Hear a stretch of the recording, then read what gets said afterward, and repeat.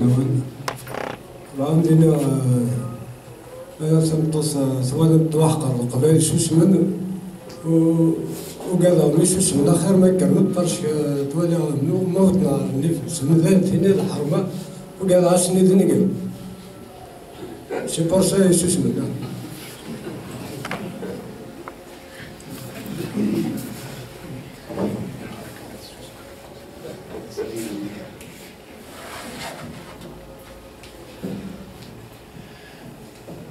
Puisque personne ne veut parler, je vais parler. Moi, je me dis toujours par rapport à ma petite personne, je suis frustré de ne pas être une femme. Non, mais je vous jure, pour une raison. Mais j'ai envie d'être une femme un jour, un jour. J'ai envie de me mettre dans la peau d'une femme dans la rue. Quel est le sentiment de la femme dans la rue algérienne? C'est-à-dire, quand elle se prépare à la maison pour sortir, quand elle s'habille, quand elle se maquille un peu, quand elle met ses chaussures, elle se regarde dans la glace et tout, quelle est sa psychologie, quel est son état psychologique d'affronter? Pour moi, c'est Spartacus, c'est quelque chose de l'arène. Alors je pose cette question aux femmes qui sont ici. Wissem, comment on affronte la rue algérienne? Est-ce qu'il y a des différences entre la rue, par exemple, à Béjaïa et ailleurs qu'en Kabylie? Est-ce qu'il y a des... Parce que c'est une frustration que je vais traîner jusqu'à ce que je meure. Eh ben, je commence par vous dire que je vous la déconseille la journée. Même pas ça. Bravo. Même pas ça. Non, en fait, quand je parlais tout à l'heure sur la violence symbolique, peut-être tout le monde se dit « Ah, mais c'est quoi cette violence symbolique ?» Il faut savoir tout d'abord que Pierre Bourdieu a écrit d'ailleurs un livre sur ça, la domination masculine. Donc, je vous invite à le lire. D'ailleurs et tout. Ils ont travaillé ensemble. Voilà. Donc, il y a même un reportage après, genre, ils ont reproduit le livre en reportage. C'était vraiment très beau à voir. Donc, quand je parlais de la violence symbolique, c'est qu'en quelque sorte, ça tourne dans la tête. Mais c'est quoi cette violence symbolique? Mais ça n'existe pas en réalité. Mais si ça existe. Tout d'abord, vous avez dit vous-même, en se levant, en se préparant à sortir. Bon, personnellement, moi je m'habille à peu près comme ça. Je m'habille et je sors. Mais ma mère me critique par rapport à mes cheveux, tu dois les coiffer et tout.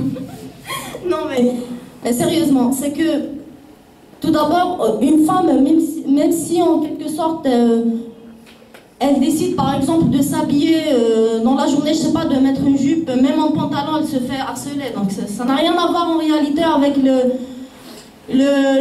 comment dire, l'argument que la majorité disent comme quoi, voilà, c'est par rapport à sa tenue vestimentaire ou autre chose. Ça n'a rien à voir avec tout ça. Ça n'a rien à voir. Mais c'est une violence à la fin parce que tout d'abord, quand elle choisit ses habits ou la façon comment elle doit se coiffer et tout, donc ça tourne dans la tête. Imagine que je m'habille comme ça, comment je dois affronter la société et comment je dois affronter l'harcèlement que je vais subir dans la journée. Donc que ce soit dans la rue justement, que ce soit en arrivant au travail, que ce soit en arrivant je sais pas où. En tous les cas, elle se fait tout le temps harceler. Et ça, justement, c'est ce que j'appelle moi une domination symbolique. C'est une violence aussi psychologique. Et ça travaille et c'est énorme. Ils disent, ah non, c'est rien ça. Mais non, ça fatigue la femme à un certain moment, ça nous fatigue vraiment. Donc je vous la déconseille cette journée, je vous le jure, je vous la déconseille. On la vit chaque jour. Donc, il y a un texte, il y a un très bon texte de Sarah Haïdar qui répond à ta question. Alors c'est en page 113. Alors elle parle d'une journée d'une femme qui rentre du travail. Et le lendemain et le surlendemain, etc. Alors tu lis ce texte-là et dans certains passages, elle reprend la vulgarité de la rue telle qu'elle l'entend, etc. Comment elle se corrige, comment elle, etc. Il faut le lire, ce texte-là, il est extraordinaire. D'ailleurs, c'est le seul auteur, Sarah Haïdar, qui a écrit en français et qui a traduit le même texte en arabe. Le même texte, elle l'a écrit en arabe, à la fin du arabe d'Alger. c'est pas de l'arabe classique. Même les deux autres, c'est de l'arabe populaire. Voilà. Donc, sinon, être une femme dans ce pays, c'est pas la sinécure. C'est pas une sinécure, effectivement. Moi, j'ai vécu durant toute la guerre où il n'y avait pas d'hommes. Donc, moi, j'ai vu le génie des femmes, la capacité des femmes. J'ai vu des moments de révolte comme ça des femmes. Je me rappelle, il y avait une colonne de soldats qui ramenait une femme d'un abri. C'est la femme d'un Djoudi, en fait, dans un abri. Ils l'ont ramenée chez nous dans le refuge. Elle était toute lacérée de coups de lame, elle était quasiment moitié nue. J'ai vu les femmes foncer sur les soldats pour arracher la femme. Ça, je l'ai vécu, hein, c'était à pleurer. Elles ont arraché la femme, ils lui ont mis une robe. Elles commençaient à lancer des you-you contre les arbres. Ils tiraient en l'air et les femmes lançaient des you-you. Face à face avec elles, elles s'accrochaient aux soldats. Juste après, si vous permettez, juste après l'opération Jumet, les femmes qui ont repris le maquis. Ce sont les femmes qui ont alimenté, qui ont repris le maquis, qui ont repris la résistance. Moi, j'ai vécu dans un bidonville où il n'y avait quasiment que des femmes. Et en tant qu'enfant, je voyais les flux, les informations qui partaient, les petits pots comme ça de zitouzmour, des trucs comme ça qui partaient sous les barbelés, les chaussures. C'était un fourmillement de courage, de solidarité, de bravoure que je n'ai pas trouvé chez beaucoup d'hommes. Hein. Je vais vous dire la vérité. Je ne jette pas comme ça des fleurs, c'est des choses que j'ai vécues. Je vais vous raconter une petite histoire. Mon père, c'est pour vous tranquilliser, mon père était Djoundi, il est mort vers 1983-84.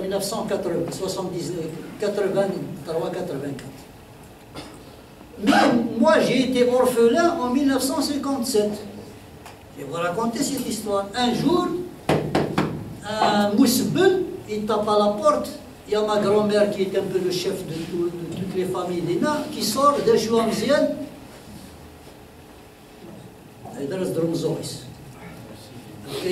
Elle a éclaté en sanglots. Les femmes, elles se sont fait circuler le bruit. Inès Mim Rabia, Inès, voilà.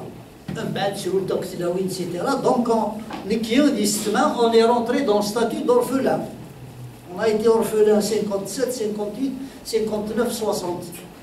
En 1961, il y a un autre mousbel qui passe. Le village. Un vieux qui est rentré avec nous dans le village de regroupement, il est venu 20 kilos, il m'a dit je n'étais plus orphelin.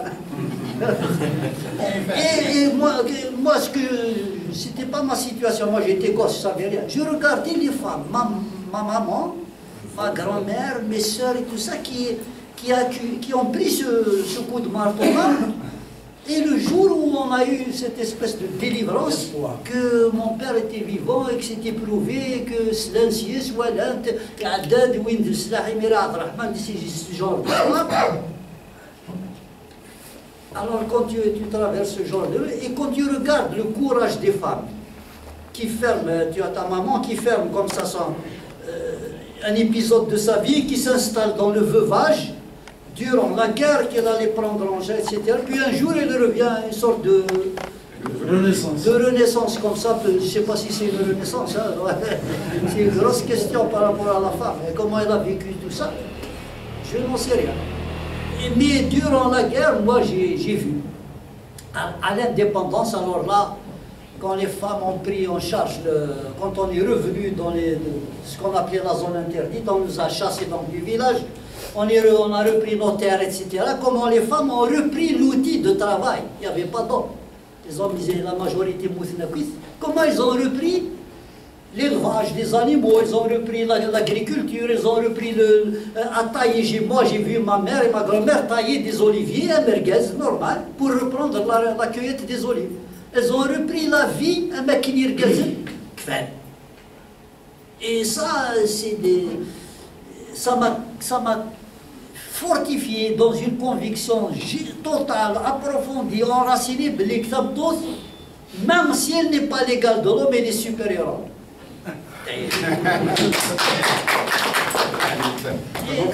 Non, mais je le prouve. Allez. Oui, bien.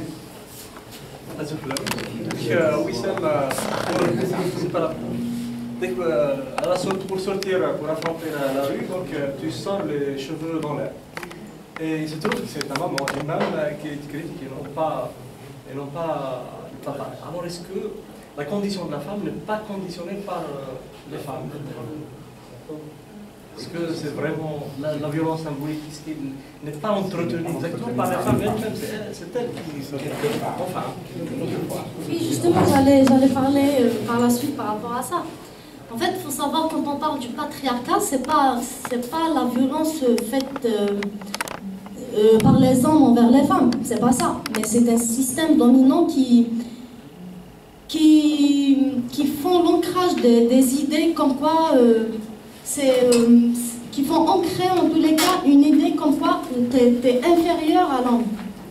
Donc du coup, quand Lounis par exemple, tu dis ta mère voilà te demande de quoi faire tes cheveux et tout ce qui est censé, c'est qu'en quelque sorte, oui, tu dois ressembler à une femme, et une femme elle doit bien s'habiller. Oui, une femme elle doit pas avoir, parce que ça c'est comme si avoir les cheveux comme ça toujours. Moi c'est pas ça ce qui fait de moi, c'est mes cheveux ou autre chose, non, mais c'est ma personnalité, c'est ma façon d'affronter la société, c'est ma façon de dire non à toutes ces lois-là, non à tous ces mythes, ces traditions et ces mœurs qui sont qui vont venir un jour m'opprimer ou encore me discriminer en tant qu'être humain tout d'abord avant d'être femme. Non, c'est pas ça. Mais justement, c'est quand je parle de l'éducation, parce qu'en réalité, l'éducation, la majorité qui la donne à ses enfants, c'est la maman. Et la maman, elle fait que reproduire la façon comment elle a été éduquée. C'est-à-dire, voilà, ça c'est le frère, il est intouchable, ça c'est le père, et puis tu dois... C'est-à-dire, ce n'est plus le respect envers le père, mais plutôt c'est la peur envers le père et le frère.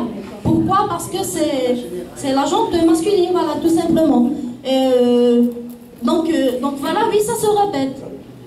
Par exemple, c'est des trucs par rapport à l'éducation, quand tu parles de l'éducation, c'est des trucs symboliques, soit-elle par exemple... par exemple, par exemple, la part de viande, heureusement que je suis végétarienne d'ailleurs, mais la part de viande, je sais pas, la plus grande, ou bien la cuisse d'un poulet, ah non, ça c'est pour ton frère, ça c'est pour l'homme, c'est pas pour... voilà. Donc, oui, certes, tu fais pas ça toi, mais il y a des gens qui le font. Donc voilà, donc c'est vrai, c'est symbolique, on dit que non, c'est rien. Non, mais ça touche énormément, ça rentre dans l'éducation. Par exemple, on revient sur ça, par exemple, le garçon dès son petit âge, quand il tombe, ça fait mal, tu dois pleurer. Mais non, ah non, tu dois pas pleurer, t'es un homme, de gazette les yeux, mais ça raté. Oui, tu dois pleurer, tu dois être sensible, tu dois être gentil.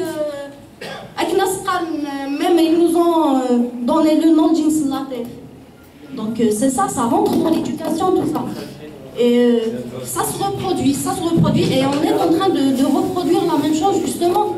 C'est ce qu'en quelque sorte on essaie, parce que quand on parle par exemple, on dit mais c'est quoi la solution pour remédier à la violence? C'est quoi la solution pour avoir l'égalité? C'est quoi la solution pour être dans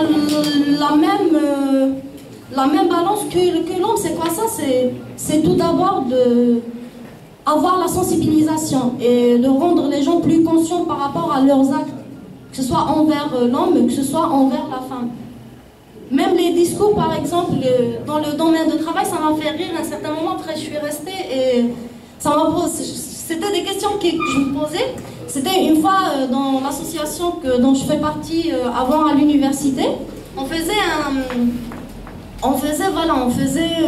une petite conférence, enfin c'est en groupe. On faisait une conférence par rapport à une thématique, c'était précarité et chômage. Et il y avait une intervention, justement, un mec qui nous a dit mais non, vous maintenant, vous avez l'emploi que vous voulez, vous avez le poste que vous voulez, vous nous avez en quelque sorte enlevé notre poste en tant qu'homme. C'est-à-dire que la femme actuellement, c'est pas comme si c'est son droit d'avoir le même poste que l'homme, mais non, c'est comme si elle lui a arraché son poste. Chose qui est fausse. Actuellement, si on regarde, oui, certainement, nous sommes tous touchés en tant que jeunes, touchés par le chômage, par la précarité de l'emploi. Et c'est des chiffres qui sont en train d'augmenter dans la société algérienne. Chose qui produit d'ailleurs le harga thora, le haraga, chose qui produit tous nos jeunes rêvent de faire leurs études à l'étranger, parce qu'ils sont suivis de rêver d'un monde meilleur après. Mais si on regarde actuellement par rapport au travail précaire, on trouve que tous les postes, la majorité des postes sont occupés par des femmes. Et pour elles, justement, oui, c'est un moyen de libération pour la femme. Parce qu'elle va avoir une certaine autonomie. Le travail, même par rapport au système capitaliste, il a utilisé ça. C'est que juste avec sa venue, avec l'industrie, tout ce qui s'ensuit, il a appelé les femmes à sortir pour travailler. Et pourquoi? C'est pas parce que il n'y avait pas d'hommes qui travaillent, non, c'est juste parce qu'elle accepte un salaire misérable par rapport à l'homme, tout court. En France, on trouve beaucoup de femmes qui travaillent, c'est le même poste, les mêmes et ailleurs aussi, hein, les mêmes postes, les mêmes heures de travail, non, mais l'homme, il est payé plus que la femme, avec 5%, je pense, de plus. Chose qui est incorrecte. Et chose ici, par exemple, dans le secteur public, et quand je dis segment, c'est le secteur du travail public, c'est-à-dire chez l'État, oui, c'est vrai, on a l'égalité des salaires. Mais ailleurs, par exemple, en citant le privé, je cite à titre exemple Civital, il n'a pas le même égalité de salaire, d'après ce que j'ai entendu, entre la femme et l'homme, d'après ce que j'ai entendu. Et voilà, donc, est-ce que ça se reproduit? Ben, tant mieux. Non, mais ce que j'essaye de dire en quelque sorte, c'est que ce qui reste à faire en Algérie, c'est vraiment de sensibiliser la femme. Actuellement, par exemple, c'est une salle pleine d'hommes et on ne trouve pas de femmes, et pourtant c'est une conférence qui touche beaucoup plus des femmes. J'aime pas les conférences. Oui, justement, c'est parce que justement, c'est l'idée qu'ils mettent dans la tête. Déjà, le gala d'aller à un gala, déjà, ils ont folklorisé les journées, par exemple, que ce soit pour le 8 mars, que ce soit pour le 25, ils l'ont folklorisé et on dit, déjà, le fait qu'on sort la journée hier, la journée hier, c'est déjà beaucoup. Maintenant, de la journée. C'est comme si, heureusement qu'il y a cette journée-là pour danser.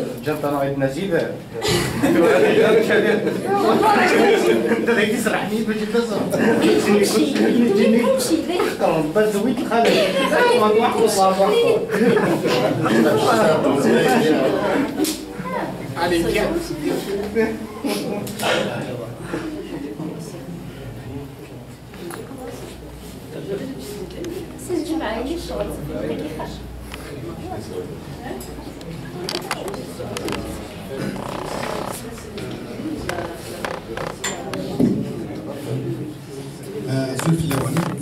Je remercie l'association qui a organisé tout ce travail-là. Moi, j'ai juste un avis ou bien sous forme d'une question. Donc, c'est toujours pour Wissam Zizi par rapport à la violence faite à la femme. C'est vrai, donc, de temps en temps, lorsque vous faites des conférences ou bien on entend donc, des rencontres comme ça, vous annoncez le problème comme seulement un titre, violence faite aux femmes. Alors qu'à mon avis, ce que je propose, il faut toujours rentrer dans les détails. Parce que la société actuellement, la société algérienne, la femme, elle a baissé là. D'accord? La femme, la femme, ça a les voitures, et tout ça. Donc là, il faut rentrer dans les détails, il faut préciser donc, quel type de violence. D'accord? Donc, à mon avis, donc, les violences faites aux femmes actuellement en Algérie, donc la source c'est deux. D'ailleurs, vous l'avez signalé. Les femmes réclament le problème de loi, c'est-à-dire c'est par rapport aux lois qui sont faites ils sont trop un petit peu... bon, c'est lié à leur religion, etc. La deuxième source, c'est le comportement. Le comportement des hommes ou bien de la société en général. Tout ça. Par rapport au comportement de la société, donc, à mon avis, il y a quatre types de violences faites aux femmes. Donc, il y a la violence conjugale. Donc, voilà. Le deuxième, c'est le comportement donc, dans la rue et tout ça. Là, par rapport au comportement de la rue, justement, donc, par rapport, donc, c'est-à-dire, dans la période de terrorisme, il y avait des femmes qui ont le hijab, c'est justement pour ne pas être assassinées. Malheureusement, après, soi-disant, la décennie noire, actuellement, il y a des femmes, bon, je ne parle pas peut-être avec les mais bon, puisque je travaille en dehors des guerres, donc je un petit peu qu'est-ce qui se passe un petit peu partout. Il y a des femmes qui ont le hijab, mais parce que c'est un intégriste, un islamiste, tout ça. C'est juste pour se protéger par rapport à la provocation de la société. Parce qu'il y a certaines mentalités, en particulier des islamistes, donc, mais il a fait le hijab. Donc, il est très bien éduqué. Donc, il n'est pas éduqué, donc même s'il est professeur, même s'il est chirurgien dans un hôpital et tout ça, avec une vision un petit peu. Mais il a le hijab, ça veut dire qu'il est une famille tranquille et tout ça. C'est très grave. C'est-à-dire après, soi-disant et tout ça. Donc, pour ne pas tarder, donc le deuxième cas, c'est la violence. Donc, tout ça.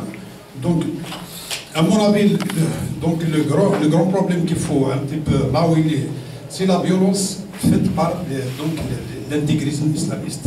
C'est le comportement, donc la vision des choses par rapport, donc de la part des islamistes par rapport à la femme. Voilà le grand problème actuellement. Il y a une pression. Donc, bon, de temps en temps, j'essaie de me mettre à la place des femmes. Dans un manège où il y a le har, normal, mais tout ça, ils vont sentir qu'un petit peu, chacun il gêne l'autre. D'accord? Voilà un petit peu donc, ce que je voulais dire.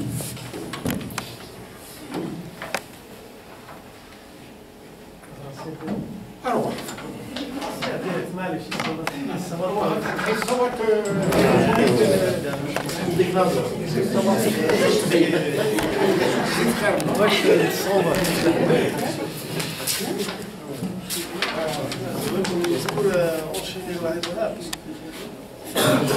c'est un peu dégoûtant. C'est un peu dégoûtant, toujours qu'on vise l'islamisme, la violence conjugale, fanarite, etc. Parce que la vraie violence, à ce qui paraît, est faite par rapport à l'homme. Enfin, l'homme, que ce soit Dariaz, n'importe quoi. L'homme, pourquoi, par rapport aux femmes, on ne parle pas de la violence, par exemple, qu'on paye une femme pour qu'elle soit dans une liste électorale? On n'a jamais dénoncé au pénal. Enfin, j'ai pas vu. Pourquoi est-ce qu'on n'a pas dénoncé la violence faite aux femmes par rapport à son quota les assemblées? Par exemple. Sinon, le problème de l'islamisme, les religions, c'est pas l'islam qui a réprimé, enfin. On est entre guillemets, il n'a pas réprimé, il a libéré la femme. Parce que les autres religions, c'est des conditions de santé qui sont voilà, c'est à peu près ça. C'est une question en même temps. À qui? Vous la posez? Oui, c'est ça. Enfin,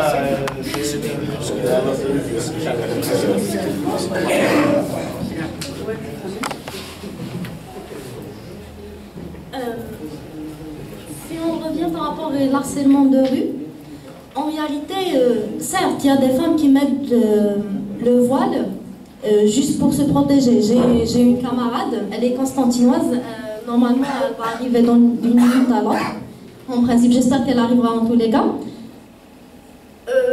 C'est qu'elle m'a raconté en quelque sorte à Constantine, c'est des quartiers où c'est interdit à une femme de sortir sans hijab. C'est interdit, carrément, quasiment interdit. Fort bla hijab, c'est genre tu vas te faire tabasser, il n'y a pas ni ton père ni ta mère qui va dire quoi que ce soit. C'est comme ça. C'est comme ça. Et ça existe encore. Et justement, ces femmes-là, elles portent le voile juste pour se protéger. Mais la question qui se pose vraiment, est-ce que les femmes voilées actuellement en Algérie ou ailleurs ne se font pas harceler? Est-ce que, chose qui est totalement fausse. Parce que tu vas te dire, ah donc ça revient en même, donc si je mets du voile, je ne vais pas me faire ni harceler, ni violenter ou quoi que ce soit. Mais si je m'habille en jean et un t-shirt, donc c'est lui fliquesson. Chose qui est fausse. Parce que même ailleurs, en France ou je sais pas, dans d'autres pays non musulmans, le harcèlement de rue, ça existe.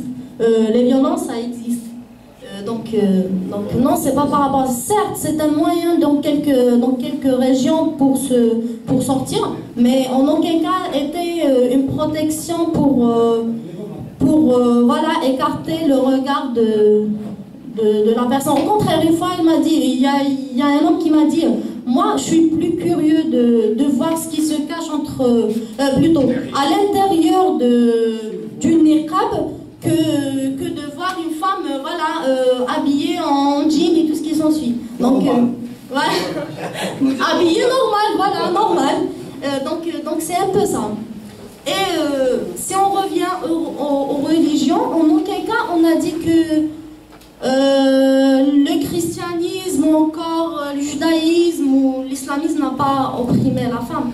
Toutes les religions, pour moi, quand on dit la religion est l'opium du peuple, même pour la femme, pour moi. Parce que il n'y a aucune religion qui n'a pas cité la femme. C'est pour cela que je vous dis, c'est comme Simone de Beauvoir quand elle a dit il suffit d'une crise politique, économique et religieuse pour que la question de la femme surgisse. Donc c'est ça. Donc c'est comme même actuellement, c'est bientôt la présidentielle et tout le monde a un programme pour la femme. Ah, tout le monde, par rapport à les gars, et du coup, d'un certain moment, tu vas dire, ah, mais tout le monde est féministe, en fait, du compte, il n'y a jamais eu d'oppression, c'est tout le monde qui est cool, quoi. On est nickel. Mais chose qui est fausse, quelqu'un qui, quand on regarde un programme, moi, il m'a choqué, en disant, voilà, il encourage la polygamie, et d'un autre, tout en disant, voilà, donc il y aura une prime pour l'époux, et il y aura même une retraite pour la femme. Et un salaire, moi-même je vais l'accepter, loin de la polygamie, j'aurai un salaire et une retraite, qu'est-ce que je vais rajouter? Donc c'est ça instrumental, c'est un instrument déjà pour pousser à la polygamie. C'est des instruments qui utilisent justement pour... comment dire, pour les voix des femmes, chose qui est vraiment rétrograde pour moi. Et si on revient au parrainage, c'est vrai, il y a des femmes qui sont payées par des listes, et d'ailleurs, actuellement, ce qui se passe, donc l'APN, quand on demande à une femme, députée, on lui pose une question par rapport, une question n'importe, par rapport à la situation algérienne, je sais pas, l'économie algérienne, et elle connaît que dalle. Elle connaît même pas le programme de la liste, de sa propre liste électorale, et ça se comprend quelque part. Un député, pour encore un représentant d'une liste, il va ramener seulement je sais pas, sa cousine, sa sœur, peut-être la sœur de son épouse et tout ce qui s'ensuit juste pour remplir la liste. Chose qui est, en quelque sorte, pour moi, c'est du pur populisme. Mais aussi, faut comprendre par rapport au parrainage, quand on dit, oui, c'est vrai, s'il n'y a pas 50-50, il faut comprendre d'ailleurs, vu la situation de la femme algérienne, on peut pas avoir 50-50. Du coup, il n'y aura aucune liste électorale qui se fera. Le fait déjà qu'ils ont laissé la femme donc rentrer dans le secteur, dans la politique déjà tout court, c'est vraiment énorme. Déjà de voir une femme s'exprimer, peu importe sa couleur, c'est déjà énorme. Et je vais le dire, peut-être ça fait peur, pour moi ça me fait peur en tous les cas. Il faut savoir que tous les partis islamistes, ils ont beaucoup plus de femmes que les partis qui se disent progressistes. Il faut savoir ça. Ils sont plus organisés que nous. Et ils sont plus... ils ont un discours qui maintiennent jusqu'au bout. Chose que j'ai vue, j'étais résidente à la résidence de 17. Et juste minuit passe, il y a des tracts qu'on recevait d'un tour à quelqu'un. Par rapport au port du voile, par rapport à la façon comment se comporter et tout, des conférences sans cesse et tout ce qui s'ensuit. Et si on regarde actuellement par rapport aux partis progressistes ou encore aux associations qui défendent les femmes, loin de dire qu'elles ne le font pas, chose qui est fausse, on essaie de faire de notre mieux, mais aussi c'est qu'on est en train de régresser. Je sais pas. Loin de dire, je ne sais pas pourquoi, ça se comprend. Et notre histoire le montre, d'ailleurs, par rapport au mouvement femmes en Algérie. Mais on doit vraiment se serrer les coudes si on veut vraiment avancer. Voilà.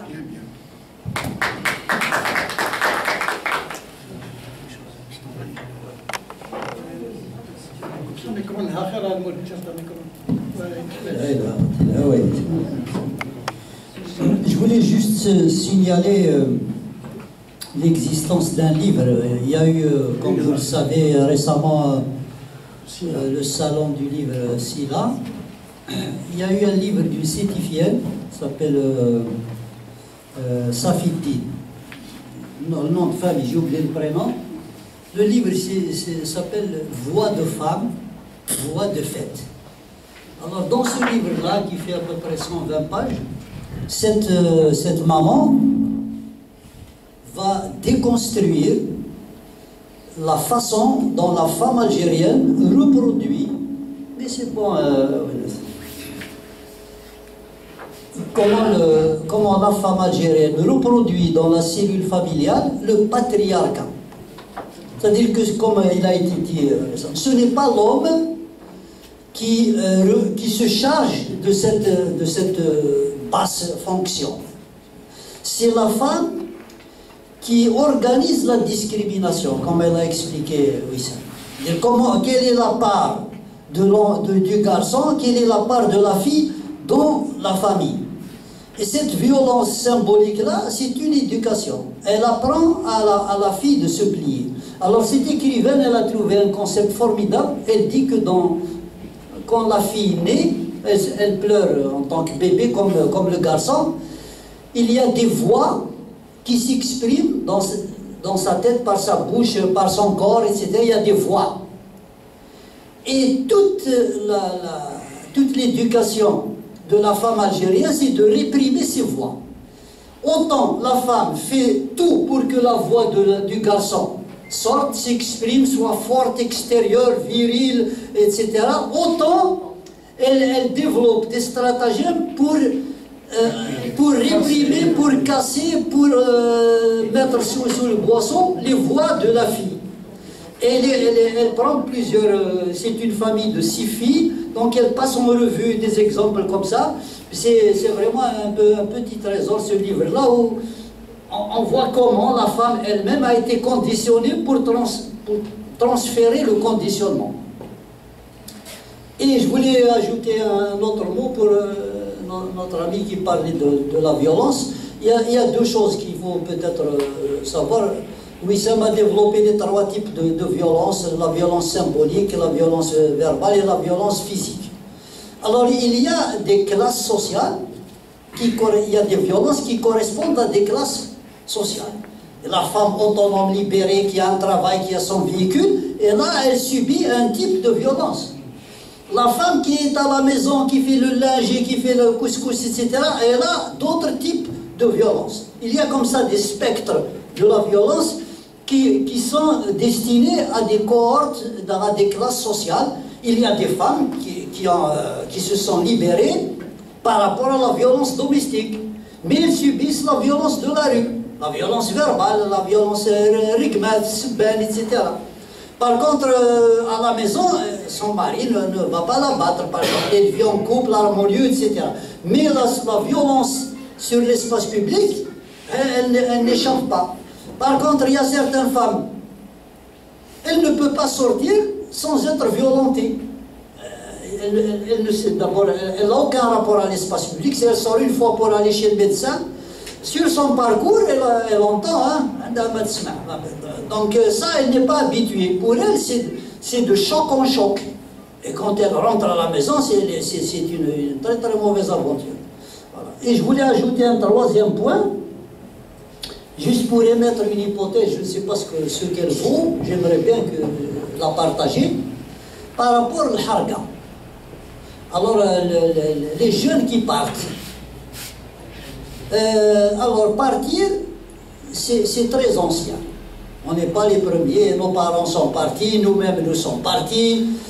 C'est donc une harga perpétuelle, sauf les moyens changent. Il y a certains qui sont partis dans des avions, d'autres dans des bateaux, dans des felouks, les tout derniers, qui 50% n'arrivent pas à destination.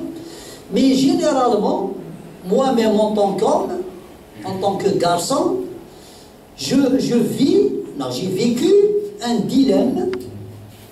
J'ai grandi dans la répression de mes sœurs.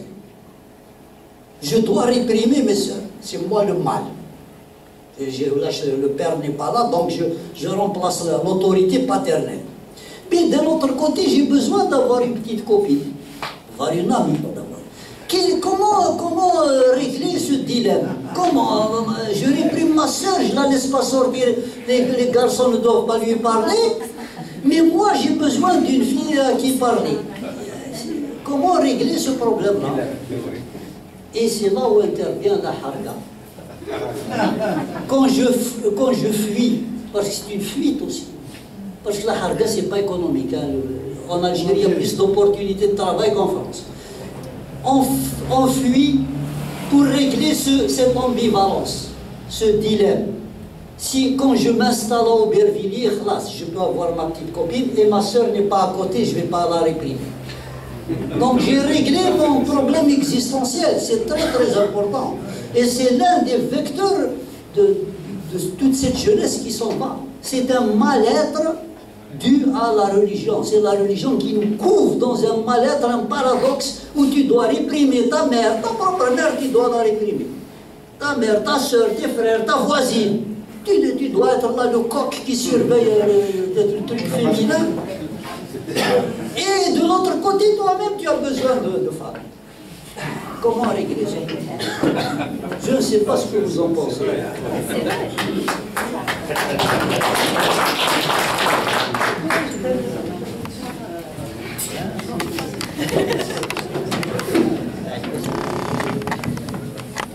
J'ai envie de dire quelque chose, sauf que je crois que ça va être un pavé dans la mare. C'est quelque chose qui ne va pas beaucoup plaire aux féministes. Parce que, est-ce qu'on ne peut pas se dire que la femme, en portant le voile, par exemple en islam, on l'oblige à porter le voile. Elle le porte même si elle ne le veut pas. Est-ce que ce n'est pas pour s'adapter parce qu'elle est missionnée à donner la vie? C'est-à-dire elle est chargée d'une mission beaucoup plus importante que ce problème politique que lui pose l'islam ou ce problème économique, travailler, sortir, travailler. Est-ce que c'est parce que c'est elle qui donne la vie qu'elle doit s'adapter? C'est-à-dire pour perpétuer le genre humain.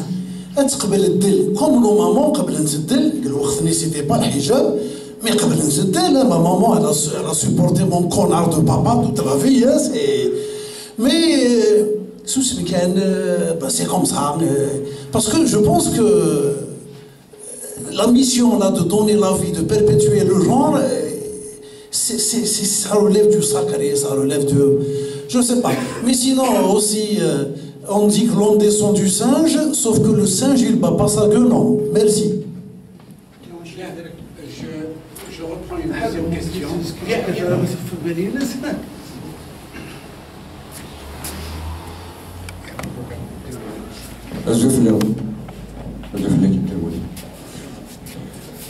Bon, je vais dire quelque chose. كان لا يكره الشيوخ ايام دينين نسمعوا طرطيكه من اين لك هذا العلم؟ وفي يوم الجمعه ايضا. سبحان الله. من قلنا لك هذا العلم للرجال فقط. n'a pas à savoir. C'est un objet, il doit rester un objet. Il n'a pas à réfléchir, il n'a pas à savoir, il n'a pas à connaître rien du tout. النساء ناقصات عقول ودين. نساءكم حرث لكم فحرثوا فيها كما شئتم. Vos femmes sont vos champs de labour, labourez-les comme vous voulez. Le texte que Surat Nisa 24, enfin 34, la violence conjugale elle est sacrée, sacrée. Et même les femmes, ils l'acceptent. Certaines femmes, bien sûr, musulmanes, ils acceptent cette violence. C'est-à-dire que c'est comme si ce n'est pas un être humain, il a besoin d'être frappé, il a besoin d'être massacré pour se sentir une femme. Oui, parce qu'il a ça à mais il y a des textes religieux qui ont sacré la violence envers les femmes. Là, le texte qui parle, par exemple, Batilat Salat. Qu'est-ce qu'on a dit? Khati. Batilat Salat. C'est-à-dire qu'il faut refaire la prière. Batilat Salat, c'est l'air. Al-Kelbu, الأسود والحمار والمرأة.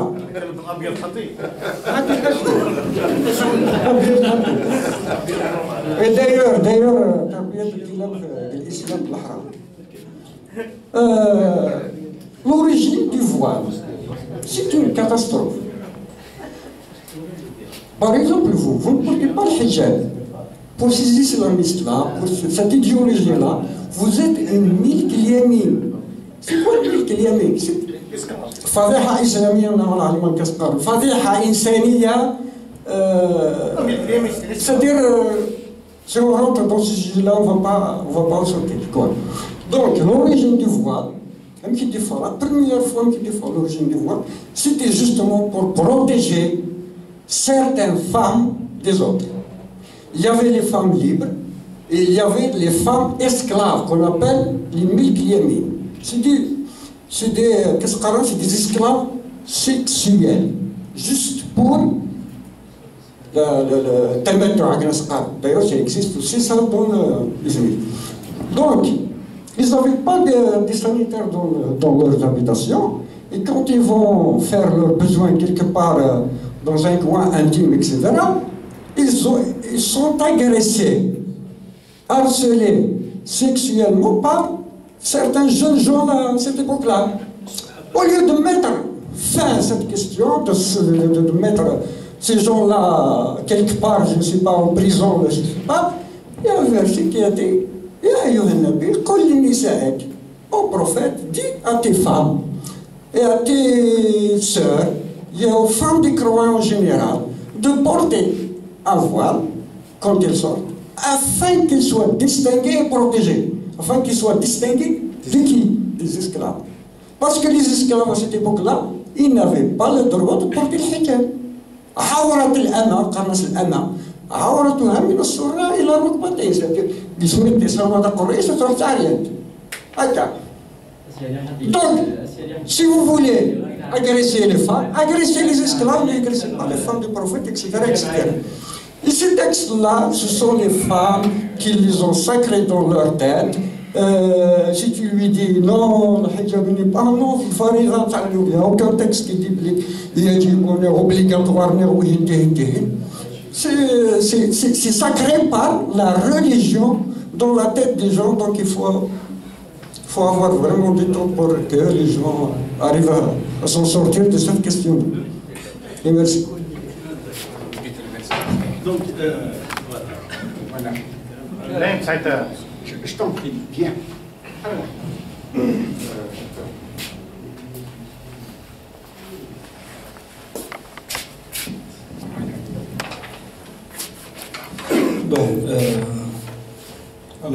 J'aimerais dire juste quelques mots par rapport à cette question de violence faite aux femmes. C'est-à-dire, je pense qu'on a été dans les détails, dans beaucoup de détails surtout, alors qu'on a oublié l'essentiel. L'essentiel, c'est quoi? C'est que nous sommes dans un état de non-droit. Il faut revenir à ça. Alors, c'est un état de non-droit mis en place pratiquement depuis 1957, bien avant l'indépendance. C'est à la mort d'Aban Hamdan que le schéma EGA a été installé. C'est la militarisation de la société algérienne. C'est à partir de là, donc on n'a pas voulu installer un État algérien, un État de droit. C'est vers les années 80-90 que le Coran islamiste est en plus. Donc il y a une synchronisation entre la militarisation de la société et l'intégrisme. Ils vont de pair. Nous, on est au milieu. On est désarmé, on est prêt à aller.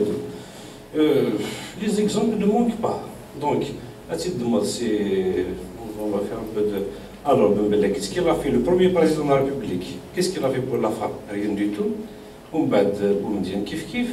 Chadli, il a fait pire. Il boit le code de la famille. Il boit le code de la famille. Il a réformé le Ghazali, etc. Il les a invités à la guerre. Ils ont chassé qui est décédé d'Argon de la salle. Les filles égyptiennes, etc. C'est tout un arsenal médiatique, juridique, etc. qui a été installé. On est arrivé à cette situation. Ce n'est pas une situation qui est née je ne sais pas, qui est du néant là.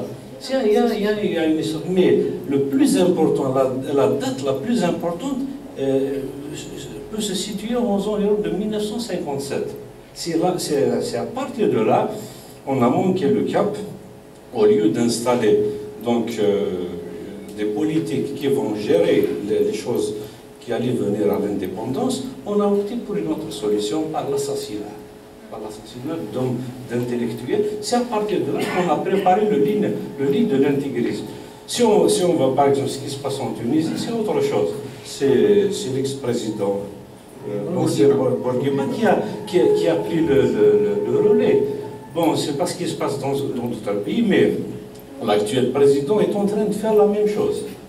Donc, je pense que l'intégrisme, ce n'est que le moteur. Le chauffeur, il est ailleurs, il est derrière les rideaux. Et il suffit de voir, à titre d'exemple, il n'y a pas que la femme qui subit la violence, y compris l'homme. C'est la même chose. La dernière fois, le procès, par exemple, de Kamel Daoud, qui avait des soucis avec, comment il s'appelle, le charlatané. Voilà. Eh bien, c'est une affaire qui est restée derrière les rideaux. Eh bien, il n'y a rien du tout. Il a essayé par tous les moyens pour que le procès aille jusqu'au bout, mais qu'un walou. Donc, il y a des gens qui tirent des ficelles un peu partout. C'est comme si une pièce de théâtre. On cherche, mais il faut voir l'essentiel. L'essentiel, c'est l'état de non-droit. C'est à partir de là que les choses vont changer. Comme vous l'avez dit tout à l'heure, qui serait responsable de réformer l'école, les institutions? C'est le politique. Vous avez parlé tout à l'heure des députés. Ils ont ramené des députés, c'est des femmes de ménage, ils ont ramené de n'importe quoi, mais y compris les hommes. Que font les députés en Algérie? Ils ne font rien du tout. Merci. Moi qui te remercie. Mon intervention.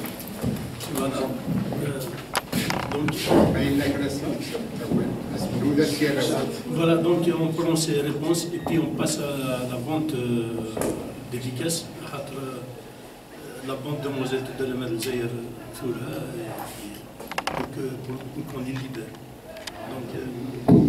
Répondre jusqu'à la thèse de notre ami qui vient d'intervenir en dernier, le primat du politique, elle est très très bien connue, mais même dans les sociétés, comme l'a développé Wissem, même dans les sociétés qui se disent capitalistes développées, bourgeoises, où la femme a acquis des droits, nous voyons des distorsions. Nous voyons, par exemple, aux États-Unis, il y a une étude qui vient de sortir à peine hier, où la différence des salaires entre hommes et femmes est telle que elle est vraiment inimaginable. Les gens ne croyaient pas que ça existait à ce niveau-là de différence. Et la répression que nous voyons en France en ce moment, avec des morts, avec les gilets jaunes et tout ça, les luttes des femmes dans les pays capitalistes, moi je persiste à dire que chez nous, la violence des femmes est quelque chose d'inhérent à la religion, qui est là depuis 647, le jour où Uqba ibn Nafi' a débarqué, et qu'elle s'est incrustée sur déjà un substrat et des matrices qui existaient bien avant, et que la société, que les Berbères, vous connaissez tous l'histoire, nous avons fui sur les crêtes, et que notre société matriarcale a été progressivement transformée en société patriarcale, et que le petit épisode de 1957 jusqu'à aujourd'hui est une toute petite goutte dans l'histoire de la répression de la femme. Et que même si demain nous instaurons un état de droit avec toutes les libertés, tous les acquis pour la femme, ce n'est pas demain la télévision. On ne sortira pas de l'auberge tout de suite. Et vous avez mis par contre le doigt sur quelque chose de très intéressant, c'est l'école. En Algérie, tous les mots sont rattachés à l'école. Le mépris de la femme, la saleté de l'espace public, tout ce que vous voulez, c'est l'école qui ne joue pas son rôle. Et l'école est actuellement en Algérie le grand problème de société, quel que soit le contenu qu'on met dans cette école-là, elle est tellement gangrénée par l'esprit fataliste, l'esprit religieux, le laisser aller, que vraiment ce sont des chantiers, on se pose la question, comment nous allons en sortir. Mais moi je suis très optimiste du moment qu'il y a débat, du moment qu'il y a échange, du moment que nous sommes capables de nous écouter, c'est très important. Du moment que la femme, nous sommes conscients de sa situation et qu'il y a des hommes qui ne sont pas d'accord pour que cette situation d'oppression de la femme soit perpétuée, je pense que nous allons peut-être, nous, notre génération, la vôtre peut-être, c'est de transmettre, de créer une relève porteuse de ces combats. Parce que nous connaissons, on ne va pas être là éternellement. On va partir, donc il faut que quelqu'un se charge. Et je suis très content d'avoir rencontré la jeune fille qui a vraiment du mordant. Merci. Ce bouquin, il 700 dinars. Alors il a été réalisé. Donc quand on réalise un bouquin, il y a des frais. Il y a les frais d'édition, il y a les frais de publication, d'impression, il y a les frais d'infographie, il y a les frais de correction, les frais de composition, etc. Alors pour faire un bouquin pareil, l'année passée, le papier, c'est pour votre information. L'année passée, un livre comme ça, vous pouvez le faire pour 25 000 à peu près, 250 dinars, le coût de production. Essayez un livre comme ça, il avoisine 45 000. Un livre comme ça, tu payes 45 000. Mais en le vend à 700 dinars, je reviens à ce livre-là. Donc le livret, à l'origine, nous avons pensé que nous allions faire un livre pour que les recettes aillent à la famille Ben Ghana. Finalement, la famille Ben Ghana n'a pas manifesté l'envie d'être dans ce projet. Je ne vais pas en dire plus long. Donc nous avons décidé, avec une association d'orphelins, le Khiruri Tehir,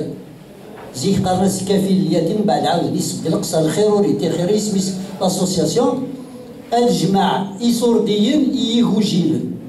c'est-à-dire que l'argent de ce livre-là, en toute sincérité, quand on enlève le coût de production,